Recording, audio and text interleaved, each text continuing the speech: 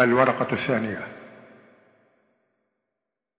من يملك العملة يمسك بالوجهين، والفقراء بين بين. الورقة الثالثة: نائما كنت جانبه،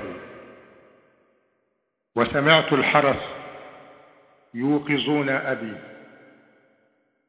خارجي أنا، مارق من أنا؟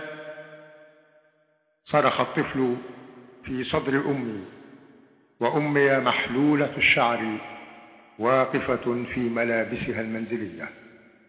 اخرسوا، واختبأنا وراء الجدار. اخرسوا، وتسلل في الحلق خيط من الدم. كان أبي يمسك الجرح، يمسك قامته ومهابته العائلية. يا أبي اخرسوا. وتواريت في ثوب أمي، والطفل في صدرها ما نبس، ومضوا بأبي تاركين لنا اليتم متشحا بالخرس. الورقة الرابعة: أيها الشعر، يا أيها الفرح المختلس.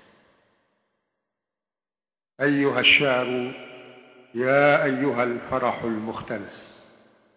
كل ما كنت أكتب في هذه الصفحة الورقية صادرته العسس. الورقة الخامسة: وأمي خادمة فارسية، يتناقل سادتها قهوة الحب وهي تدير الحطب. يتبادل سادتها النظرات لأردافها بينما تنحني لتضيء اللهب. يتندر سادتها الطيبون بلهجتها الأعجمية.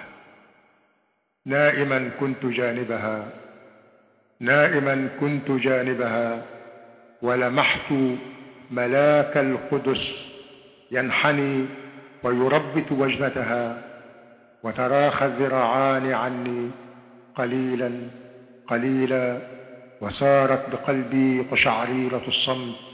أمي، وعاد لي الصوت. أمي، وجاوبني الموت. أمي، وعانقتها وبكيت، وغام بي الدمع حتى احتبس.